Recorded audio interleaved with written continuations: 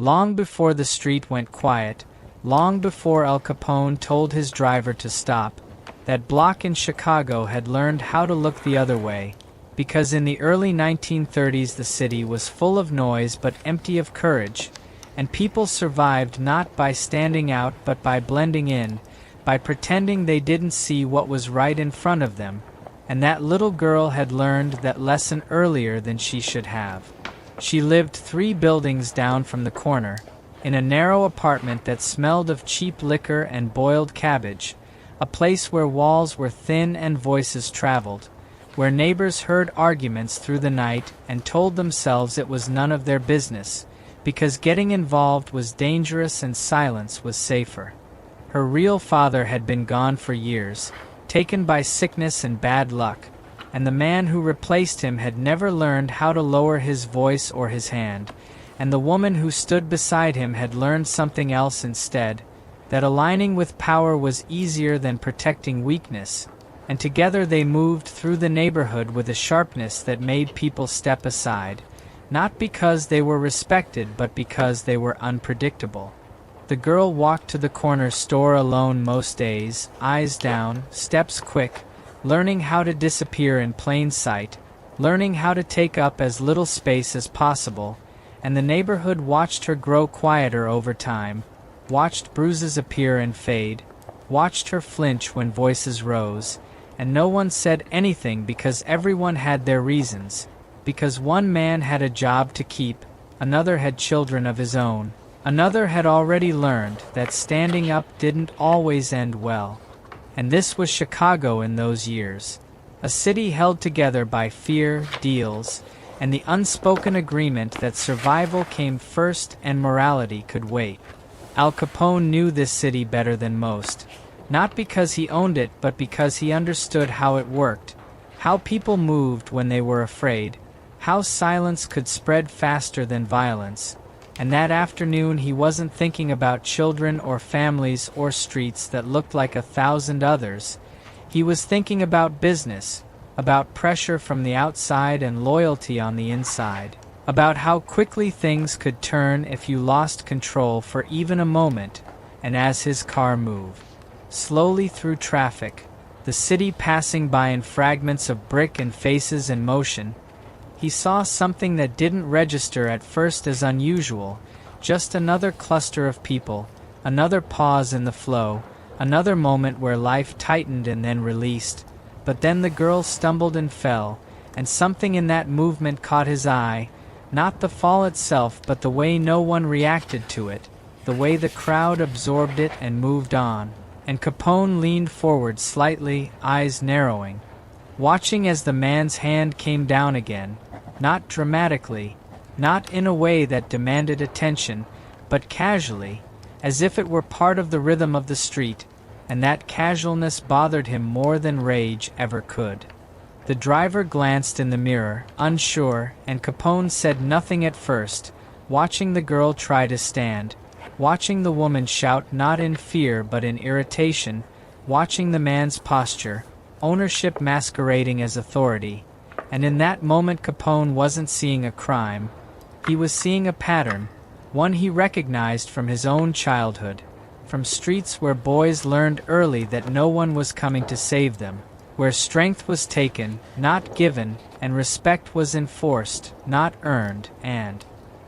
he remembered his mother's voice, low and steady, telling him that power without restraint was weakness, that a man showed who he was not by how loud he could be but by what he chose not to do. And before the driver could ask, before the horn behind them could blare again, Capone spoke, "Stop," and the word landed heavy in the car, final and unquestioned. The brakes hissed, the city lurched, and something shifted outside, not yet silence but anticipation, the kind that crawls across a crowd before anyone understands why.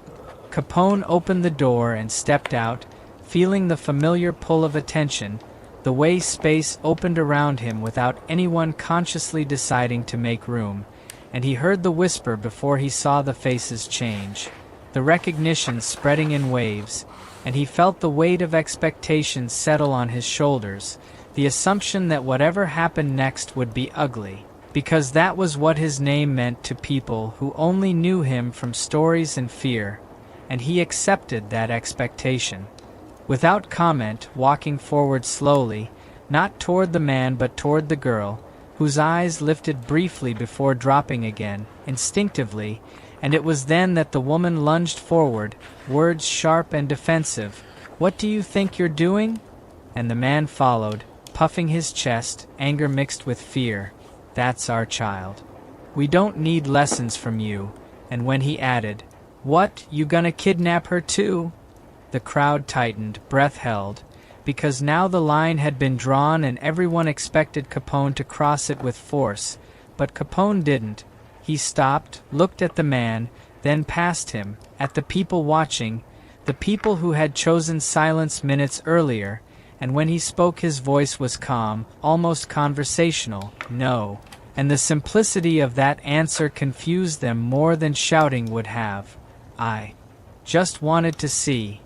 he continued, eyes moving from face to face, "if anyone here was going to stop you." And the words hung there, heavy, accusing, and no one stepped forward, no one spoke, and Capone nodded once, not in anger but in understanding, thought so. And in that moment the power in the scene shifted, not because Capone had taken it, but because everyone else realized they had given it up. He turned back to the girl, lowered his voice. "You did nothing wrong," and for the first time her shoulders dropped slightly, tension easing just enough to breathe, and when he faced the adults again and said, "She won't be touched again," there was no threat in the words, only certainty, the kind that doesn't need explanation, and the crowd felt it, felt the meaning settle in, and as Capone turned and walked back toward his car, the street didn't return to normal, not right away, because something had been exposed, something people would carry with them long after the car disappeared, the knowledge that silence had been a choice, and that one man, feared by all of them, had chosen differently. The moment Al Capone's car disappeared down the street, the noise didn't come back the way it usually did, because something had changed and everyone standing there knew it, even if they couldn't explain what, and the crowd didn't scatter immediately. People lingered, pretending to adjust coats or tie shoes, pretending they hadn't just witnessed something that would follow them home that night. And the man who had raised his hand stood frozen for a second too long, his confidence gone, replaced by the sudden awareness that eyes were still on him, not with fear anymore but with judgment, and that feeling was unfamiliar to him, because power like his usually thrived in private, not under witnesses who had been forced to look at themselves. The woman spoke first, sharp and brittle, trying to reclaim control. "Come on," she hissed, reaching for the girl's arm again, but this time her hand stopped short, not because anyone grabbed her, but because the girl didn't move. She stayed where she was, small, quiet, but no longer invisible, and that hesitation sent a ripple through the people watching, because for the first time the child wasn't obeying the rhythm she'd been taught, the rhythm of quick compliance and lowered eyes. The man noticed it too, his face tightening. "Get up," he muttered, low enough that it was meant only for her, but several people heard it anyway, and one man in the crowd shifted his weight, uncomfortable. Another woman turned back instead of walking away, and these were small things, barely noticeable, but they mattered, because the street had learned something moments earlier and it hadn't forgotten yet. The girl finally stood, brushing dirt from her hands, her movements slow and deliberate, as if she were afraid to rush and break the fragile protection that still hung in the air, and when she looked up at the adults beside her there was something different in her eyes. Not defiance, not anger, but awareness, the understanding that what had just happened couldn't be undone, and that realization scared the woman more than Capone ever could, because it meant the rules inside that family had been disrupted in public. "We're leaving," the woman snapped, more to the crowd than to the girl, and she started walking, the man following half a step behind, his shoulders hunched now, his posture smaller than it had been minutes earlier, and as they moved away the people parted without being asked, creating space not out of fear but out of discomfort, because no one wanted to be close to what they had allowed to happen. 2 blocks away, Capone sat back in the car, silent, staring out the window as the city resumed its uneven flow, and the driver waited longer than usual before speaking, choosing his words carefully. "You want me to follow them?" Capone didn't answer right away, because the decision had already been made and he was measuring its consequences, not for himself but for the child, because intervention was easy, but aftermath was complicated, and he knew better than anyone that power, once used, created expectations. "Not like that," Capone finally said, his voice low. "Just make sure she doesn't go back there." And the driver nodded, understanding more than was said, because this wasn't about punishment, it was about removal, about breaking a pattern quietly instead of shattering it publicly, and that distinction mattered to Capone in ways he didn't articulate. That night, the girl slept somewhere else, not in the apartment with the thin walls and the heavy air, but in a clean room that smelled of soap and starch, a place run by women who spoke softly and didn't ask questions right away, because they had learned that questions came later, after safety, and when the girl sat on the edge of the bed, clutching a borrowed blanket, she replayed the moment again and again in her head, the way the car had stopped, the way the man everyone feared had looked at her, not past her, not over her, but directly, and told her she'd done nothing wrong, and those words settled into her chest slowly, unfamiliar but steady, and she didn't cry, not because she wasn't afraid, but because something else had taken its place, something like relief mixed with confusion, because relief without explanation can be unsettling. In another part of the city, the woman paced, chain-smoking by a window, furious and rattled, replaying the same scene from a different angle,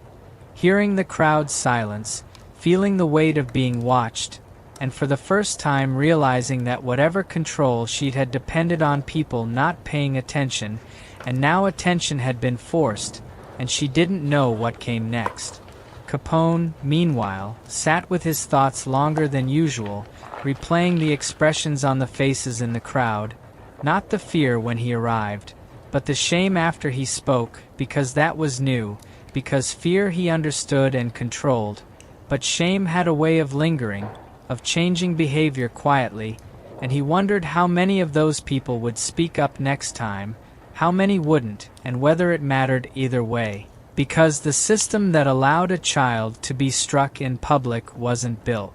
on individual choices alone, it was built on patterns, on habits reinforced over time, and breaking one moment didn't dismantle the whole structure, but it did create a crack, and cracks let light in whether you wanted them to or not. "She okay?" one of his men asked later, carefully, and Capone nodded once, not elaborating, because this wasn't a story to be told, it was an action to be completed, and telling it would cheapen it, turn it into currency, and that was never his intention. By morning, the neighborhood buzzed quietly, not with gossip but with speculation, people speaking in half-sentences, lowering their voices when they realized who might be listening, and the man from the previous day walked differently now, avoiding eye contact, feeling the weight of recognition, and the woman noticed it too, noticed how people didn't step aside the way they used to, how shopkeepers were colder, how neighbors lingered just long enough to watch her pass, and she resented it, because she felt judged without being confronted, and judgment without confrontation leaves no outlet, no argument to win, only isolation. The girl, on the other hand, woke to a morning that felt unreal, to clean clothes folded neatly on a chair, to a voice asking gently if she was hungry, and for the first time in a long while she said yes without hesitation, and that small answer felt like a victory she didn't know how to name. Later that day, Capone received word that the arrangements were in place, that the girl would remain where she was, that the adults would be warned without spectacle, that the message had been delivered clearly enough to be understood without repetition, and Capone accepted this without satisfaction, because satisfaction implied enjoyment, and this wasn't that, it was something closer to necessity, to correction, like setting a bone that had healed wrong, painful but required, and as he looked out over the city again he thought about how many similar scenes played out every day without interruption, how many children learned the same lessons she had learned too early, and he knew he couldn't stop all of it, didn't pretend he could, but he also knew that choosing not to act was a choice too, one he'd watched an entire crowd make, and that awareness stayed with him, heavier than any threat ever had.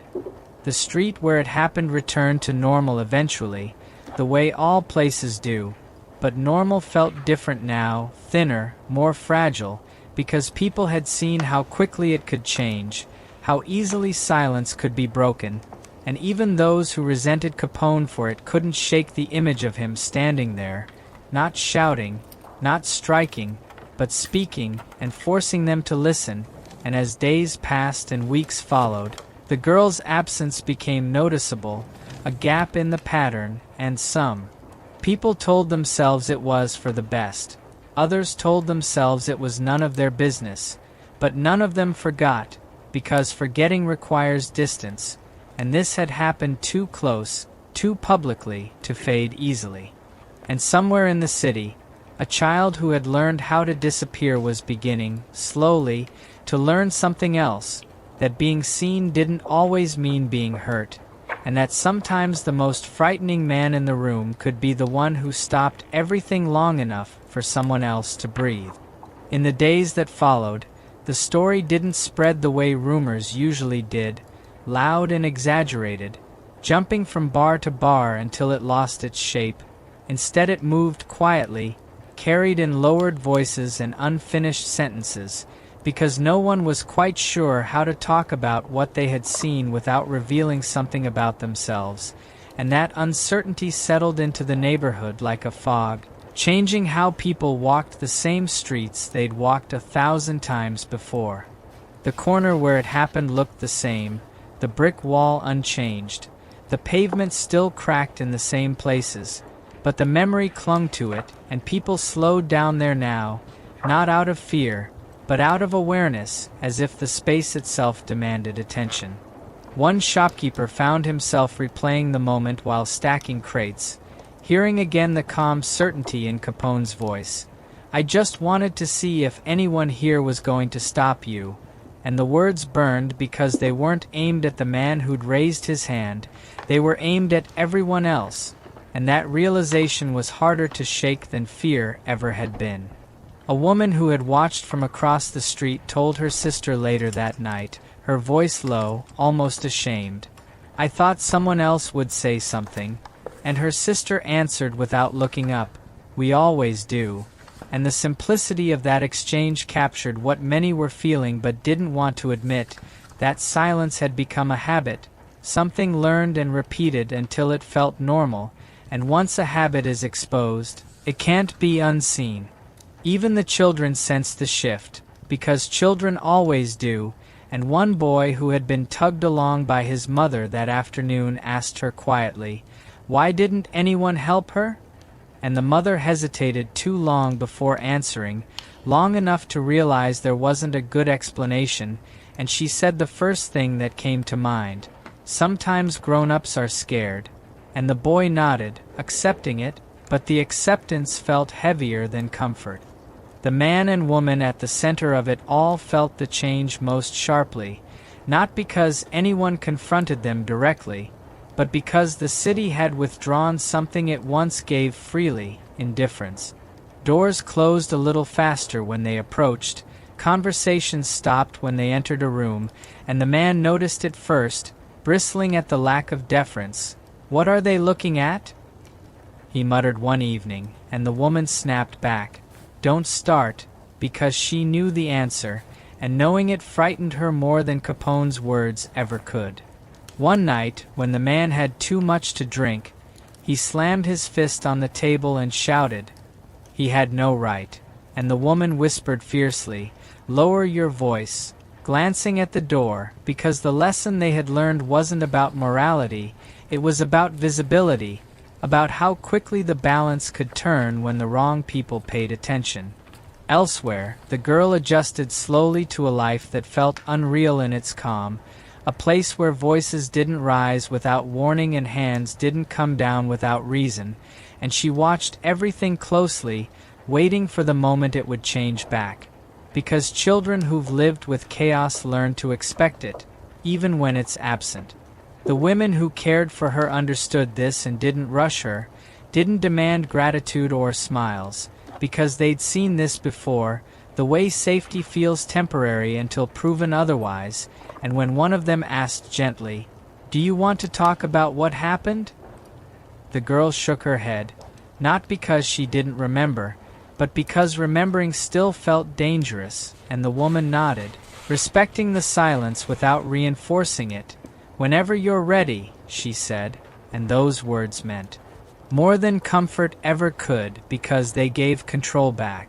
Capone followed these developments from a distance, receiving updates stripped of emotion, because emotion clouded judgment and he needed clarity, and what he heard confirmed what he'd already suspected, that the problem wasn't one man or one family, it was the space around them, the permission created by inaction, and this understanding pushed him towards something more deliberate.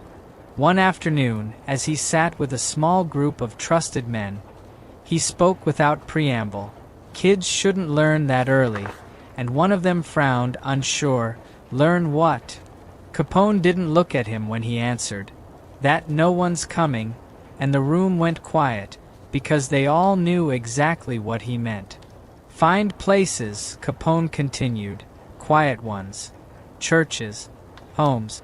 women who know how to keep their mouths shut and do the work." And when someone asked, cautiously, "This about that girl?"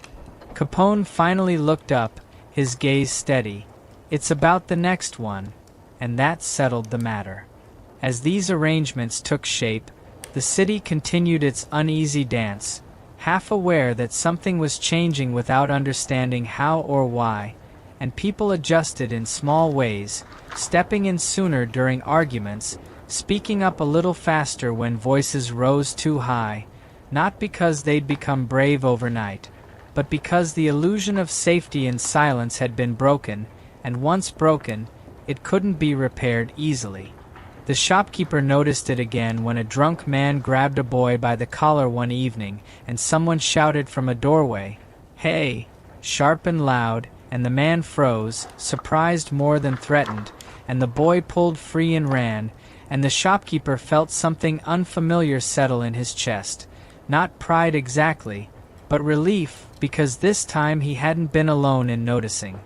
The girl, meanwhile, began to sleep through the night, a change so subtle it went unnoticed at first, but when one of the women remarked on it, smiling softly, "You slept all the way through," the girl frowned, as if unsure whether that was allowed, and then nodded, and later, when she laughed at something small and ordinary, the sound startled her, because laughter had always felt risky, something that drew attention, and attention had never been safe, but here it was met with smiles instead of anger, and the adjustment was slow, uneven, but real. Capone watched the city from his office window one evening, lights flickering on as dusk settled, and thought again of the question he'd asked aloud that day, the one that still echoed, "Was anyone going to stop you?" Because he knew the answer had been no, but the more important question was whether that answer could change, and whether change, once started, could continue without his involvement, and that question mattered more to him now than reputation or control, because it spoke to something deeper, something that couldn't be enforced at gunpoint or negotiated across a table. "It doesn't take much," he said quietly to no one in particular, and the words surprised him as they left his mouth, because for a long time he'd believed the opposite, that everything took force, that nothing moved without pressure, and yet he'd seen a crowd shift not because of violence, but because of being seen. The street itself seemed to remember, holding on to the moment like a scar, and even as new faces passed through and old ones moved on, the story lingered, reshaped and retold, sometimes with Capone's role exaggerated, sometimes diminished, but always anchored to the same truth, that a crowd had watched a child fall and done nothing, and that realization was uncomfortable enough to change how people saw themselves, and discomfort, Capone understood, was often the first step towards something better, even if it wasn't enough on its own. By the end of that week, the girl had learned the layout of her new place, the sounds it made at night, the way the floorboards creaked, the smell of morning bread, and she carried with her the memory of a man who'd spoken calmly in the middle of chaos, not as a savior, but as someone who refused to accept what everyone else had normalized, and that memory mattered, because children build their understanding of the world on moments like that, moments when an expectation is broken, and somewhere, deep inside, she began to believe something she'd never believed before, that silence wasn't the only option. Years passed quietly, the way they often do after moments that feel too big to name, and the street where it happened changed just enough to hide its memory, a new sign here, a different storefront there, but the people who had been there carried it with them, whether they admitted it or not. Some remembered it as the day Al Capone intervened, others as the day they realized they hadn't, and both memories lived side by side, uncomfortable but inseparable. The girl grew in a place that never asked her to be invisible, where voices didn't rise without warning and hands didn't come down without reason, and safety, at first unfamiliar, slowly became something she could trust, measured not in grand moments but in quiet ones, uninterrupted sleep, steady meals, questions answered instead of dismissed. She learned how to take up space without apology, how to speak without bracing for consequence, and these small changes added up to a life that no longer revolved around anticipation of harm. Those who had once claimed her felt the city turn colder around them, not through confrontation but through withdrawal, doors closing faster, conversations ending sooner, eyes lingering longer, and they learned, too late, that indifference was a privilege that could be revoked, and when it was, power faded quickly. They avoided the corner now, avoided the place where too many people had seen too much, because places remember, and memory can be more punishing than force. The neighborhood itself adjusted in small ways, voices rising sooner when arguments sharpened, a shouted word here, a step forward there, not because courage had suddenly appeared, but because silence had been exposed for what it was, a choice, not a necessity. Al Capone never spoke publicly about that afternoon, because it didn't serve the legend people preferred, and he had learned long ago that explanations invited distortion, but the moment stayed with him, surfacing during quiet hours when the city noise fell away. Sitting with an old associate one evening, he listened as familiar stories were told, then said quietly, "You ever notice how people wait?" The man frowned. "Wait for what?" Capone didn't look up. "For permission."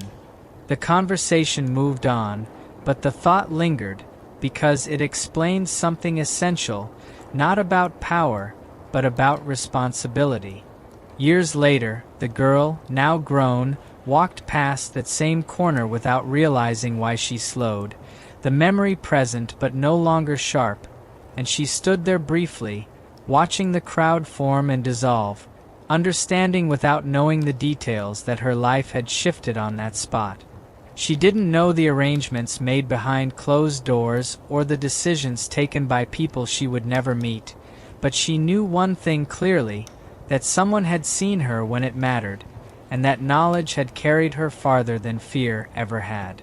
The city continued, as cities do, reshaping itself, telling stories that simplified and distorted, but the core of that day remained unchanged, a crowd that watched, a child who fell, and one interruption that forced everyone to confront the cost of looking away.